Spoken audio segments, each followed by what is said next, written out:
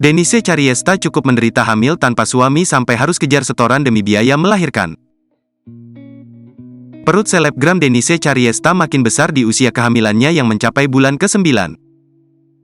Tinggal menghitung hari, Denise bakal melahirkan anak pertamanya. Diketahui meski mengandung jabang bayi, Denise Cariesta masih berstatus single.